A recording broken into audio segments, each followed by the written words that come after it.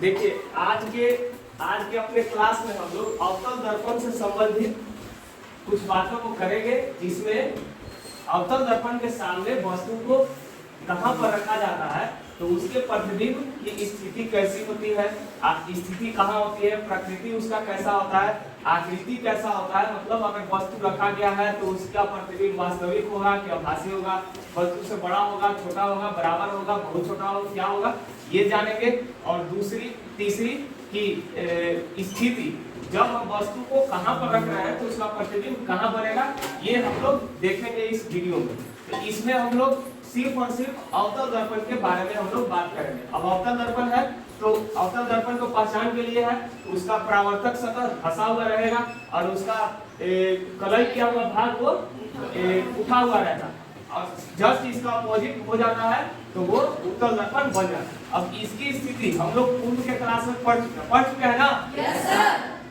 कि नहीं पढ़े हैं? चले, बहुत स्थितियां कुल ऐसे 7 होती है, लेकिन 7 में 6 स्थितियां इंपॉर्टेंट है, जिसमें 7वां पर टीप पर किसी वस्तु को रखा जाता है, यानी पोल पर, ध्रुव पर रखा जाता है। तो ये बहुत इंपॉर्टेंट नहीं है, हालांकि जानना जरूरी है।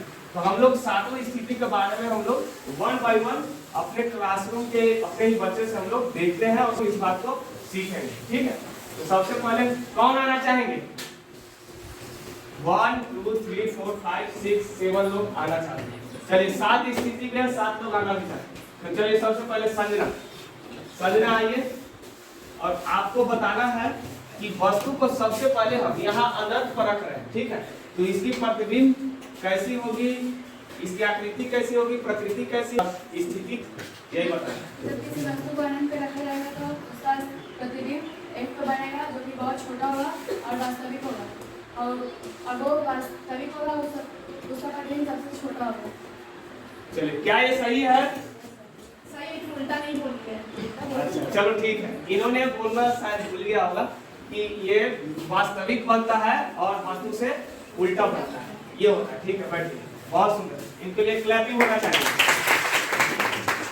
अब सेकंड में हम सुहाना को चाहिए। सुहाना है, काफी होनहार है।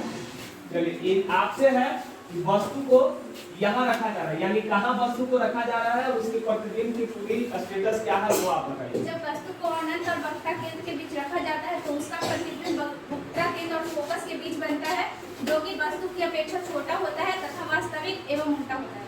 ठीक है। अच्छा, वस्तु के अपेक्षा छोटा होता है तो कितना छोटा होता है? मतलब बहुत छोटा है, होता है बिंदु मात्र जैसा होता है कि वस्तु से छोटा होता है? वस्तु से छोटा। अच्छा, बिंदु मात्र नहीं होता, ठीक है, बहुत सुंदर, सही है? Yes sir. ठीक है, इनके लिए भी एक ताली बजाएं। चलिए, अब आप आइए, विद्यामूर्ति, आप आइए। आपको बताना है वस्तु बोल देंगे। हाँ? देंगे। अच्छा, ठीक। अगर अवतल दर्पण के सामने किसी वस्तु को वक्ता केंद्र किसी पर रखा जाता है तो उसका प्रतिबिंब वक्ता केंद्र पर ही बनता है और वस्तु के समान ही बनता है और वास्तविक और उल्टा बनता है। ठीक है, बहुत सुंदर, यानी प्रकृति इसका होगा वास्तविक और उल्टा, आकृति होगा वस्तु के समान, ठीक है? स्थिति इसका वक्रता केंद्र पर ही होगा, ठीक है? बैठे, बहुत सुंदर, ठीक है? जब वक्रता केंद्र पर रखा जाएगा वस्तु के प्रतिबिंब भी वक्रता केंद्र पर ही बनता है। चलिए, चौथा के लिए इधर से आइए, कौन से इधर से आइए? प्रिंस आप आइए। चलिए, आपको बाबू बताना है वस्तु यहाँ पर रखी गई, ठीक है? तो इसका प्रतिबिंब मतलब कैसा और कहाँ बन रहा है? इसका प्रतिबिंब सी तथा अनंत के बीच बनेगा। और थोड़ा सा दूर हो जाइए, हाँ, आराम से देखिए, हड़बड़ाना नहीं है। इसका प्रतिबिंब सी तथा अनंत के बीच बनेगा, ठीक है? और इसका प्रतिबिंब होगा वास्तविक, उल्टा, हाँ, और बड़ा होगा, आकृति। क्या ये सही है? वस्तु से बड़ा वस्तु से बड़ा बनता है, हाँ। अच्छा, अब सही है? चलो ठीक है, बहुत सुंदर, प्रिंस के लिए एक और आइए, कौन है इधर से? कौन थे? चलिए आइए, सनी आइए।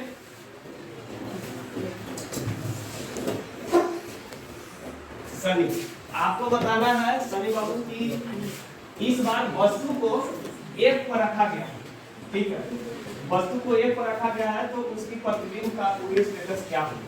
इसका प्रतिबिंब अनंत बनेगा।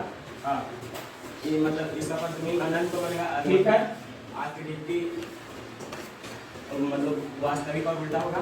ठीक है, आकृति ऊपर देखिए, प्राकृतिक और आकृति होगा वस्तु से बहुत बड़ा। वस्तु से बहुत बड़ा बनेगा। चलिए बहुत सुंदर, सही है, ठीक है, बहुत सुंदर। चलिए और कौन आना चाहते हैं? एक और, चलो मैं अपने से बुलाता हूँ। आइए रोशन आइए। आप बताइए कि वस्तु को यदि फोकस और ध्रुव के बीच रखा गया है तो इसकी प्रतिबिंब की प्रकृति कैसी और कहाँ और आकृति क्या है? वस्तु को फोकस और ध्रुव के बीच रखा गया है तो इसकी स्थिति दर्पण के पीछे बनती है। हाँ।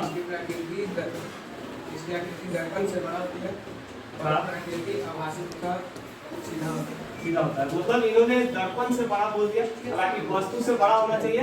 वस्तु से बड़ा बनता है और दर्पण के पीछे बनता है, और दर्पण के जब पीछे कोई भी अगर प्रतिबिंब बनता है तो वो सीधा बनता है और आभासी बनता है, उसी को हम लोग काल्पनिक कहते हैं। तो इनका बिल्कुल सही है, इनके लिए क्लैपिंग होना चाहिए। बहुत बढ़िया, ठीक, बैठिए। चलिए अब पल्लवी को बुलाना चाहेंगे। पल्लवी, सातवीं स्थिति रह गई है, आप बताओ कि सातवीं स्थिति क्या है और इसका स्टेटस क्या है? जब अवतल दर्पण के सामने किसी वस्तु को उसके ध्रुव पर रखा जाता है तो उसका प्रतिक्रिया खींचा नहीं जा सकता, लेकिन उस वस्तु के प्रतिबिंब की स्थिति ध्रुव पर ही होगी। वो वस्तु के बराबर होगा और क्योंकि वो दर्पण से पीछे बनता है इसलिए वो आभासी तथा सीधा बनेगा। सीधा बनेगा, बिल्कुल। इन्होंने बोला कि स्थिति तो P का P पर ही बनेगा, यानी ध्रुव का ध्रुव पर ही बनता है, और जब दर्पण के पीछे बन रहा है तो वो तो निश्चय ही है कि वह वास्तविक होगा, काल्पनिक होगा, आभासी होगा और सीधा होगा, वस्तु की अपेक्षा वो सीधा होगा। और घट की आकृति कैसी होगी? तो आकृति बिल्कुल समान होता है, उसके जितना बड़ा वो वस्तु है। ठीक है, तो चलिए बिल्कुल सही है, इनके लिए एक ताली होना चाहिए। चलिए आज ये चीज हम लोग एक साथ सभी चीज को हम लोगों ने कवर कर लिया है। अगले नेक्स्ट वीडियो में हम लोग उत्तल दर्पण से समझेंगे। ठीक है, thank you, have a nice day.